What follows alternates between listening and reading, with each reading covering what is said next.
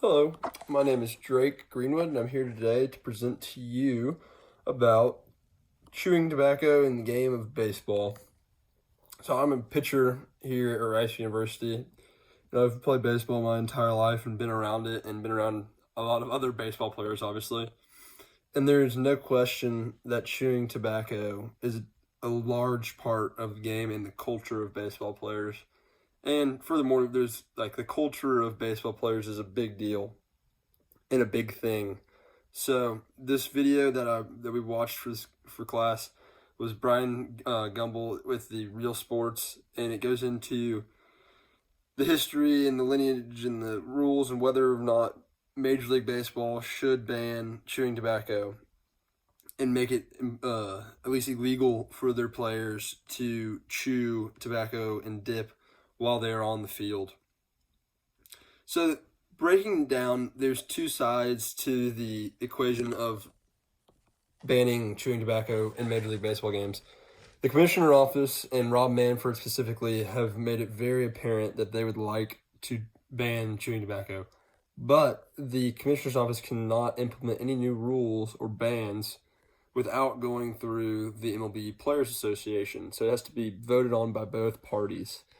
This is where it gets tricky, is that the Players Association and the players themselves don't want to ban the chewing tobacco.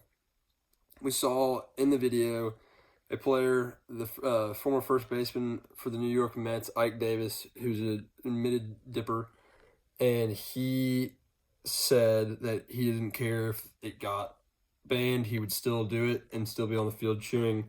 He would just have to hide it, and that is what I believe most players would do.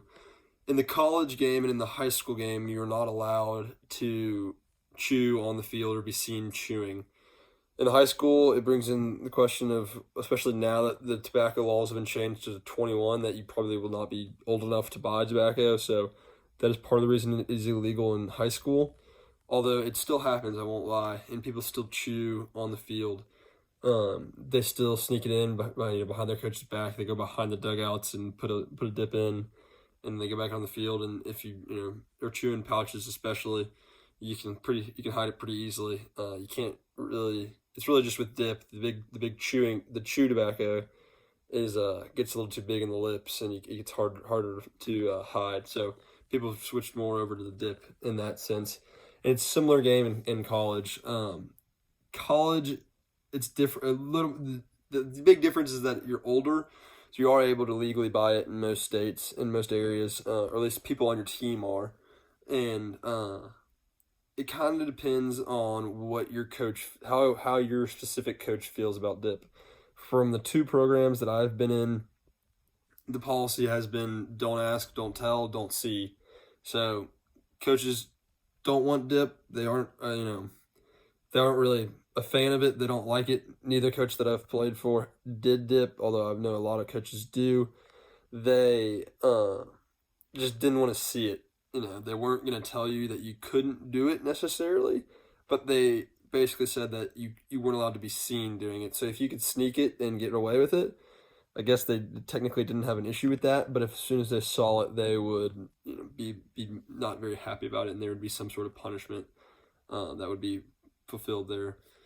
So I think if the MLB were to go ahead and outlaw dip, it would fall back to something similar to what we see in the college game, to where it does prevent a few players from dipping because the rules, the punishment in college is that if you get caught dipping, both you and your head coach are thrown out of the game immediately with no questions asked. Now, if that were to, I don't think that would be as severe in the MLB. I'm guessing they would do something along the lines of a fine. I think that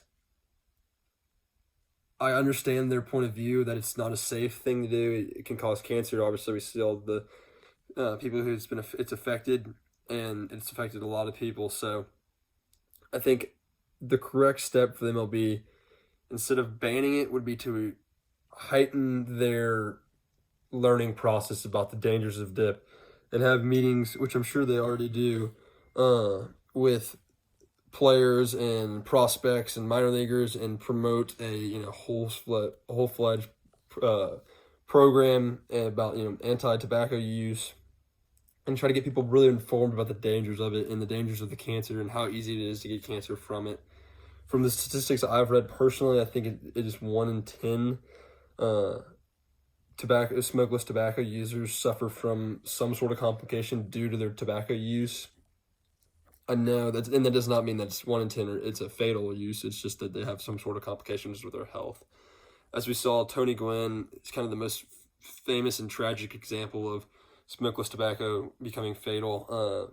Tony Gwynn obviously is an amazing player for the San Diego Padres for a really long time. Mr. Padres, what they call him. He was a collegiate head coach at San Diego State. I know some players that have played at San Diego State. They say nothing but great things about him, and they really just say, at the end of the day, he was just uber addicted to smokeless tobacco and had a problem that he could not stop. Even after he was diagnosed with cancer, he would still dip. And even after he'd done chemotherapy. So really a sad situation there, and it's a prime example of the dangers of smokeless tobacco. And I think the MLB should do a job of showing their players this is what the dangers are, and it's not a safe thing to do, and try to get rid of it out of the culture of baseball.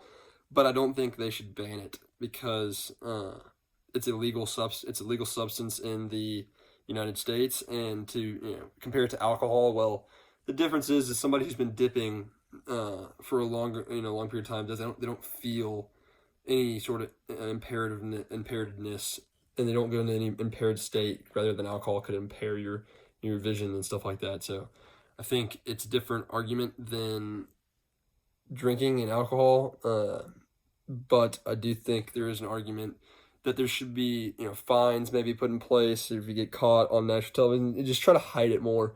The whole role model thing, it's definitely a part of everything. Seeing players that dip, seeing especially good players that dip, maybe that's an edge, maybe that's why they're good, yada yada yada. That's definitely, I've heard players talk about that, but I believe that it's really more so of an image thing, and people think they look cool than it is an edge or performance. So I think if you could hide it and make it where, maybe if you are seen on TV or a nationally broadcast game, you're seen dipping, you get fined. I know from speaking to players that are in professional organizations that some organizations, if they find dip, you get fined, and that can be really tough on minor leaguers who don't make very much money. So if they find a can dip in your locker, I believe you can get like a $50 to $100 fine from the organization, and that's not fun. So that's a good way to do it, I think. But totally outlawing it, I don't think is smart. It'll cause problems with players. It'll further provide more tension between players and their union and the commissioner's office. So I think instead of banning it, informing people. I think we need to get more information out there. Even let the MLB try to go into the NCAA and together the governing bodies of baseball in general. Even go to the high school level, or even all the way down through the Little League level. Of listen, this is not good stuff. We're getting this out of the culture of baseball, but we're not going to ban it per se. But a more informed choice program would be the smartest thing I think baseball could do with dip. So that concludes my presentation, and thank you for listening.